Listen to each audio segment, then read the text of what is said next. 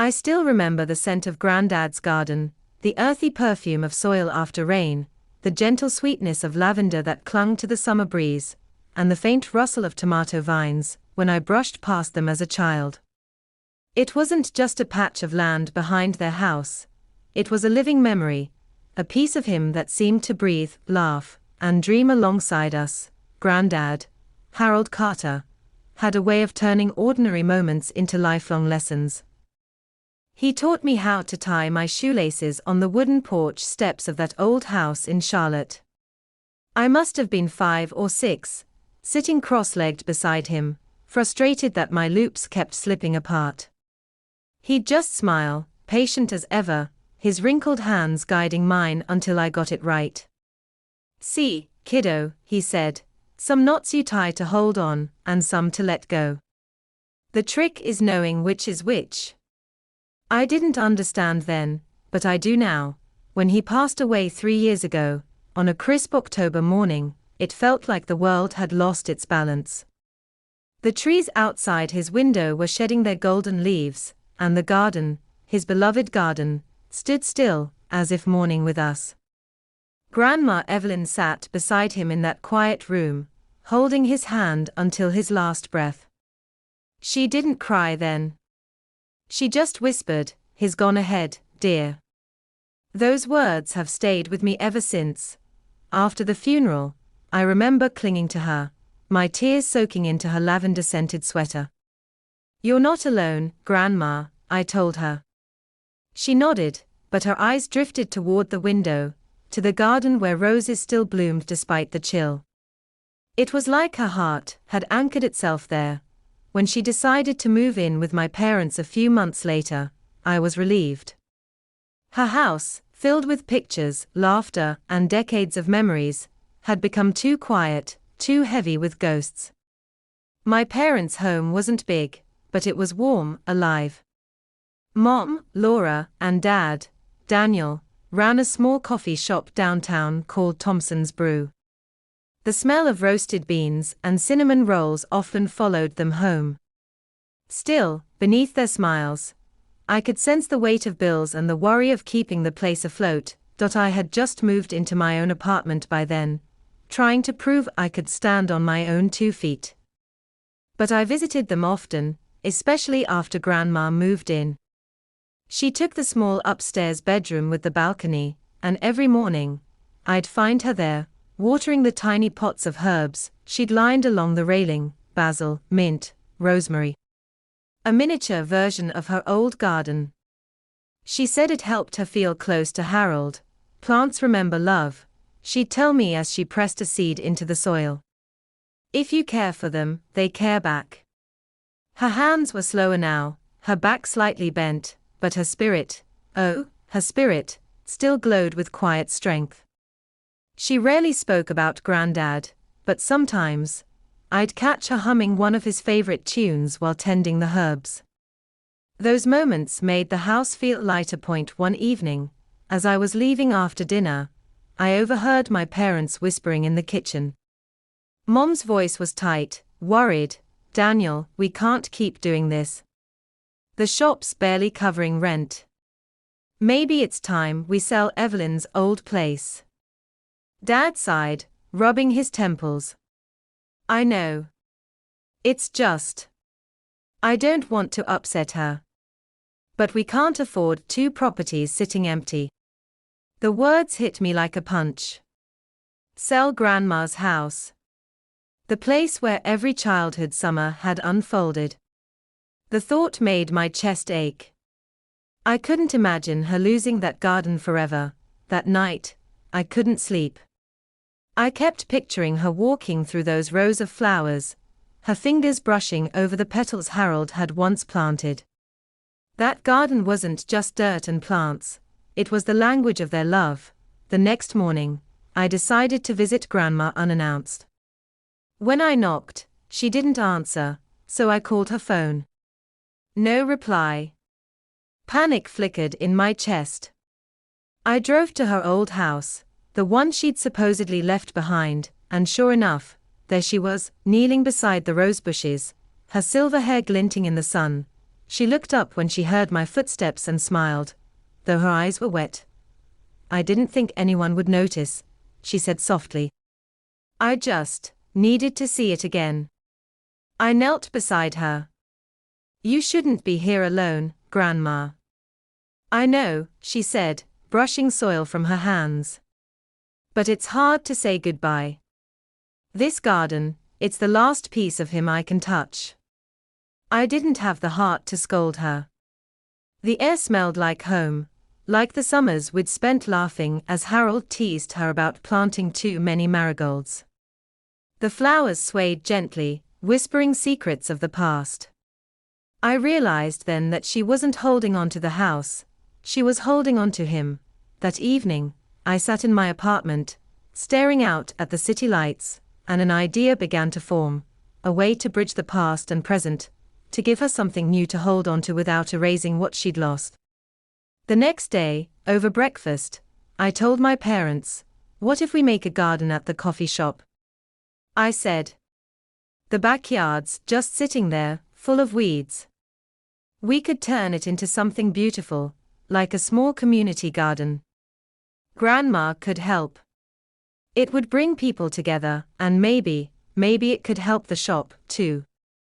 Mom looked at me, her brows furrowed. "Sweetheart, that's a lovely thought, but we don't have the money or time for something like that." Dad leaned back, skeptical. "Gardens need upkeep. Who's going to manage it?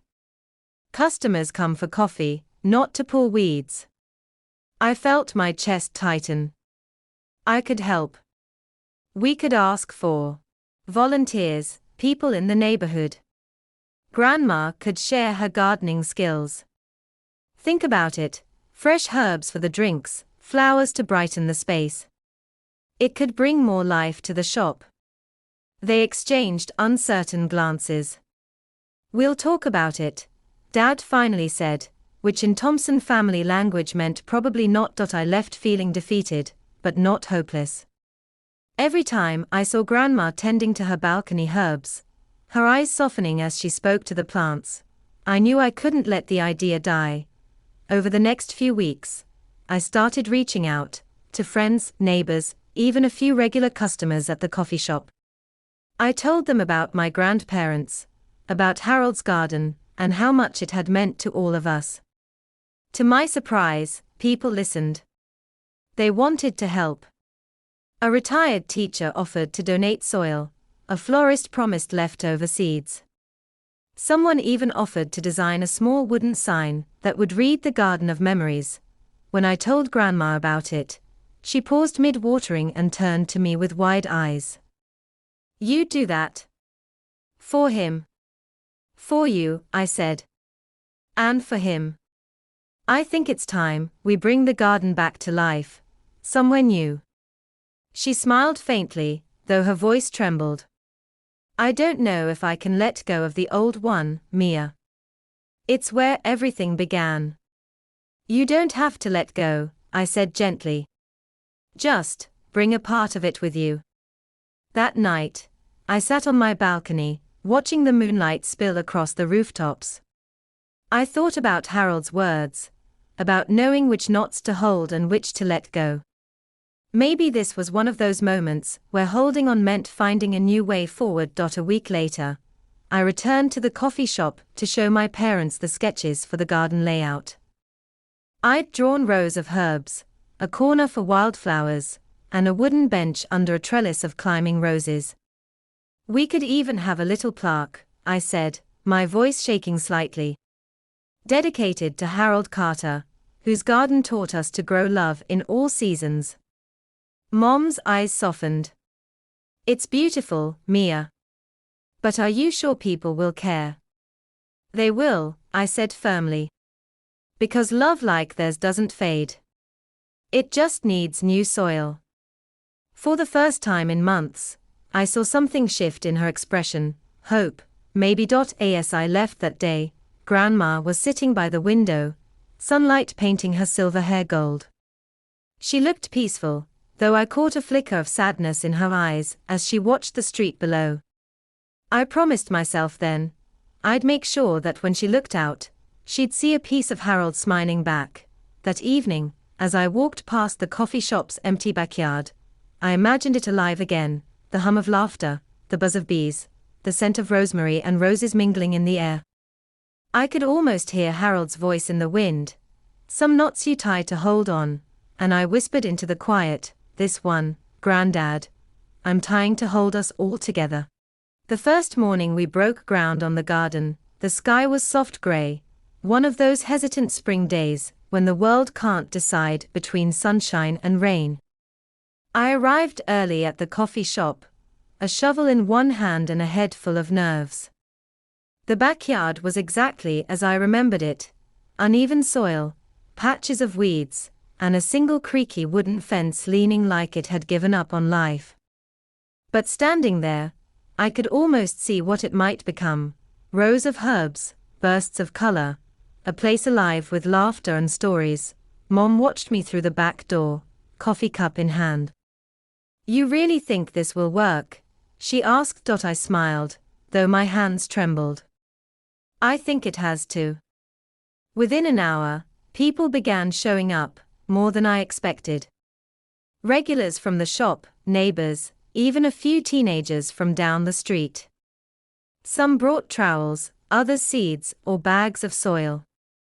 Grandma Evelyn came last, wearing her straw hat and carrying a small clay pot wrapped in cloth. I knew what was inside before she even unwrapped it. A rose cutting from Harold's garden. "This should be the first thing we plant," she said softly. Together, we knelt in the dirt, and I helped her press the cutting into the soil. Her hands were steady, though I saw tears glisten in the corners of her eyes. When we were done, she brushed her palms together and whispered, "Welcome home, Harold." It was the start of something bigger than any of us expected. Over the next few weeks, the backyard transformed. The community rallied around us like the idea had been waiting for someone to speak it aloud. Children painted wooden signs for each plant. Couples came on weekends to help lay stones for a walking path, and the air was filled with the smell of damp soil and fresh hope. Grandma became the heart of it all. She'd sit on a folding chair with her sun hat tilted low, giving gentle instructions in that calm, wise tone that drew everyone in. She showed a college student how to trim basil properly, told a young mother where to plant mint so it wouldn't spread too wild, and laughed when a toddler tried to water the same spot for 10 minutes straight. Watching her come alive again felt like watching sunlight return after a long winter. One afternoon, as I arranged a patch of lavender near the fence, she came beside me. "You've given me something to look forward to again, Mia," she said. I wiped sweat from my brow and smiled. "No, Grandma. You gave me the reason to do it." Still, even as the garden bloomed, I sensed a quiet weight in her heart. Sometimes, I'd find her sitting alone at dusk, eyes fixed on the rosebush we'd planted together. Other times, she'd slip away without telling anyone, returning with traces of soil on her shoes. I knew where she went, back to her old house. One evening, I decided to follow her. The sun was low, spilling gold over the quiet streets of Charlotte. When I turned the corner onto her old block, I saw her kneeling in the familiar garden, trimming a rosebush with slow, deliberate care. The house stood silent behind her, shutters closed, its walls echoing memories that only she could hear. I hesitated, then walked toward her. "You miss him, don't you?" I said gently. She didn't look up. "Every day. This place, it's where our life happened. Where we laughed, argued, danced. Every plant here has a story." She paused, clipping another branch. "When they sell this house, it'll all be gone. It'll be like he never existed." I knelt beside her, the scent of roses surrounding us. "He'll always exist, Grandma. In you. In me. In the stories you tell." She gave a weak smile. "Stories fade, dear. Not if we keep telling them, I said. That's what he taught me, remember? He said stories are pieces of people's lives. We just have to keep passing them on. Her eyes filled with tears, but there was a light in them too, a flicker of understanding, maybe acceptance. I reached into my bag and pulled out a small pot. I brought some soil from the new garden, I told her. Maybe you can take one of these rose cuttings and plant it there. That way, both gardens will share the same roots. She stared at the pot for a long moment, then nodded. All right, my girl. Let's do it. The next morning, we returned to Thompson's Brew together. The volunteers had already gathered, setting up decorations for the unveiling event we'd planned. Banners fluttered in the warm breeze, tables were covered in wildflower arrangements, and the new sign, the Garden of Memories, stood proudly by the gate. As the crowd settled, Grandma placed the rosebush cutting into its spot near the bench. Her movements were slow but sure. Then she stood, brushed off her hands, and turned to the people who had come to see the garden bloom for the first time. I wasn't sure about all this at first, she began, her voice steady but soft. For a long time, I thought letting go meant forgetting. But this garden has taught me something else, that love doesn't end when life does. It just changes its form. Every flower here carries a memory, every seed a story. And as long as we share them, the people we've lost are never really gone. The crowd fell silent. Then a gentle murmur of agreement rippled through them, like the rustle of leaves in the wind. I saw tears in more than one pair of eyes, including my own. After the speeches, the air filled with laughter and conversation. Children chased butterflies between rows of flowers, and neighbors traded stories over cups of coffee. Mom and Dad couldn't stop smiling as they handed out pastries, the shop buzzing with more life than it had in months. By sunset, when the crowd had thinned and the light turned golden, Grandma and I sat together on the bench beneath the trellis. The garden around us glowed, lavender swayed, roses shimmered, and bees hummed lazily in the fading warmth. She took my hand. You've done a beautiful thing, Mia. We did it, I corrected. You, me, everyone. She looked at the rosebush near the fence, the one she'd planted for Harold. He would have loved this, she said. I know, I whispered. He's here, Grandma. In every bloom.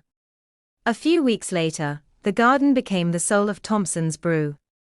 Customers lingered longer, sipping coffee amid the scent of herbs and flowers. Artists came to paint, musicians performed on weekends. It wasn't just a coffee shop anymore. It was a place where people came to remember, to heal, to connect, and for Grandma, it became her sanctuary. Every morning, she'd open the back door, greet each plant by name, and share snippets of stories about Harold.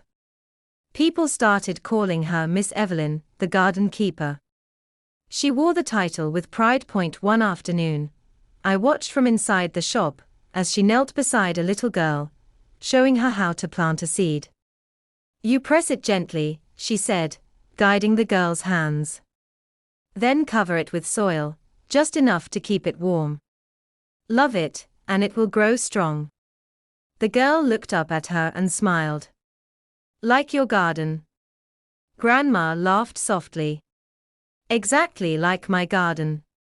There was a peace in her now that hadn't been there for years, a lightness that came from knowing love can be replanted. When the time finally came to sell the old house, I went with her one last time.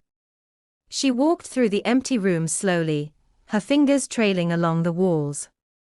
There were no tears this time, only a quiet acceptance. Before we left, she took a final look at the garden outside. Goodbye, my love, she whispered, her voice steady.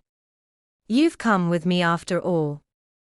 As we drove away, I glanced in the rearview mirror and saw her smiling faintly, the wind teasing her silver hair. Months later, the new garden was in full bloom. The roses had taken root, and the herb beds spilled fragrance into the air. Customers often stopped to ask about the story behind it all, and I'd tell them about Harold and Evelyn, their love, their garden, their lessons about holding on and letting go. Each retelling felt like watering the roots of something eternal. One sunny afternoon, I found Grandma sitting on the bench beneath the trellis, surrounded by blossoms. A young customer sat beside her, listening intently as she told one of Harold's old stories, the one about the stubborn tomato plant that refused to grow until he started singing to it. They both laughed, and the sound filled the garden like birdsong. I stood there for a long moment, watching her, feeling a swell of warmth in my chest. Harold was there, in the laughter, the blooms, the gentle rhythm of her voice. Before joining her, I bent down to tie my shoelaces, the same way Grandad had taught me years ago. My fingers moved without thinking, looping and knotting, simple and sure. Some knots, I thought, you tie to hold on. Then I walked over to Grandma, picked up a small trowel, and together we planted a new flower. A marigold, her favorite. The sun dipped lower, casting golden light across the petals. As we worked, I realized the truth I'd been chasing all along. Love doesn't fade when someone leaves. It grows roots in the hearts that remember. And when we nurture those memories, when we share them, they bloom into something that outlives us all. That was the lesson Harold left us. And it was the one we'd carry forward, one flower, one story, one shared act of love at a time.